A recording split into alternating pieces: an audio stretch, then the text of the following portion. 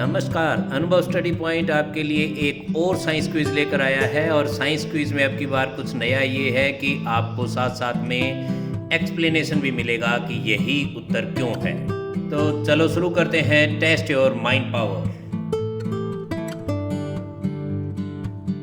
आज के क्विज का पहला प्रश्न है कि शरीर की मूलभूत संरचनात्मक तथा क्रियात्मक इकाई का नाम क्या है।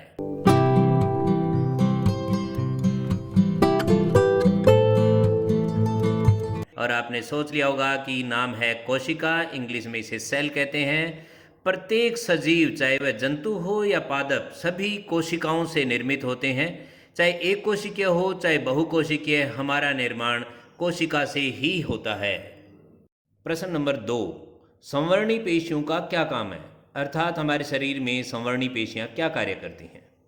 तो उत्तर है संवर्णी या अवरोधनी पेशियां, जिन्हें हम इंग्लिश में स्फिंक्टर्स भी कहते हैं, एक प्रकार की अनैच्छिक पेशियां हैं, अर्थात इन पर हमारी इच्छाओं का कोई नियंत्रण नहीं होता है, जो कि वृत्ताकार पेशीय तंतुओं से बनी होती है।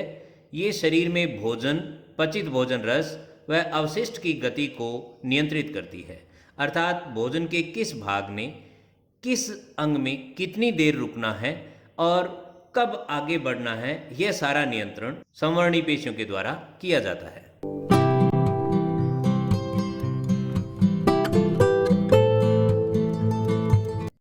अगला प्रश्न है, पाचित भोजन का सर्वाधिक अवशोषण कहाँ होता है।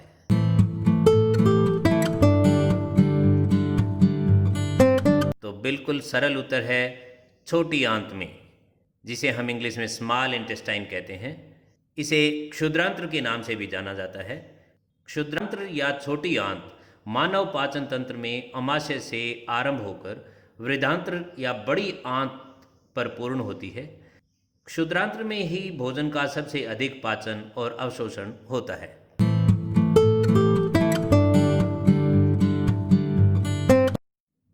अगला प्रश्न है, शरीर में पाए जाने वाली सबसे बड़ी ग्रंथि का नाम क्या है।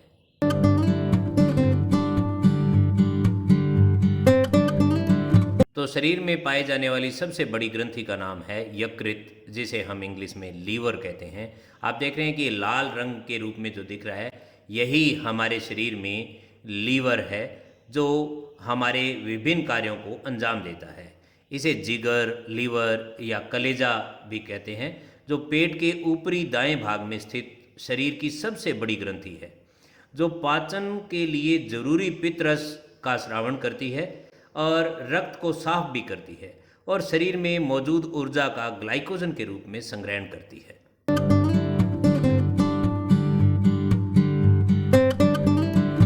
चलो अगले प्रश्न की ओर बढ़ते हैं। टाइलिन एंजाइम कौन सी ग्रंथि स्रावित करती है।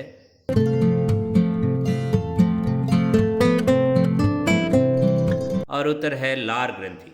मुंह में प्रमुख लार ग्रंथि और सैकड़ों छोटी ग्रंथियों के 3 जोड़े होते हैं। जैसा कि आप चित्र में देख पा रहे हैं, ये लार बनाते हैं और इसे लार वाहिकाओं की मदद से मुंह में खाली करते हैं।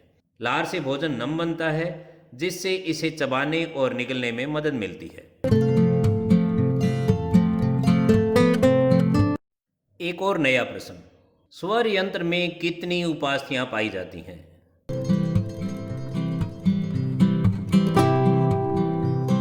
तो उत्तर है 9 उपास्थियां।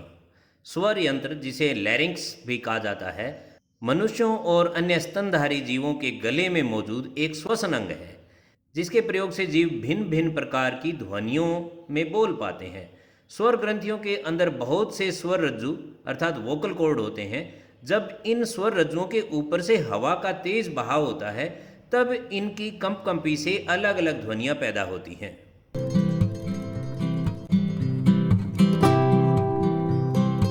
चलो अगले प्रश्न की ओर बढ़ते हैं।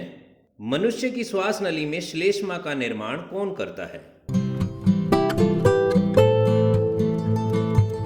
उत्तर है श्वास नली में उपस्थित उपकला, जिसे इंग्लिश में एपिथीलियम भी कहते हैं। यह श्लेष्मा हमारे शरीर में विभिन्न प्रकार के रोगाणुओं को जाने से रोकने का कार्य करता है। एक और अच्छा सा प्रश्न, बिंबाणु अर्थात प्लेटलेट्स का जीवन काल कितना होता है।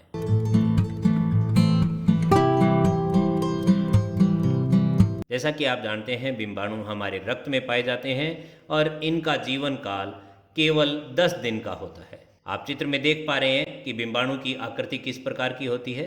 सामान्यतः किसी मनुष्य के रक्त में 1.5 लाख से 4 लाख प्रति घन मिलीमीटर प्लेटलेट्स होते हैं।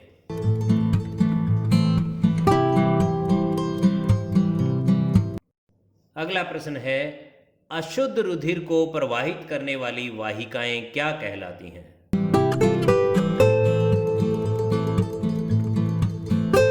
उत्तर से पहले जान लें कि रक्त प्रवाह के लिए शिराएं और धमनियां शरीर में होती हैं और अशुद्ध रुधिर को प्रवाहित करने वाली वाहिकाएं शिराएं होती हैं।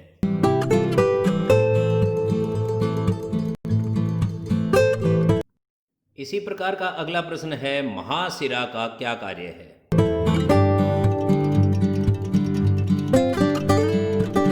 तो उत्तर है, इसके द्वारा शरीर का अधिकांश अशुद्ध रुधिर दाएं आलिंद में पहुंचाया जाता है।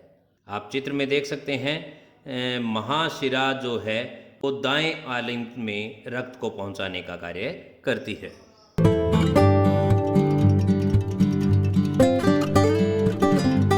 आज के क्विज में इतना ही। आशा करता हूँ आपने इसमें बहुत कुछ सीखा होगा और आपको ये बहुत अच्छा भी लगा होगा।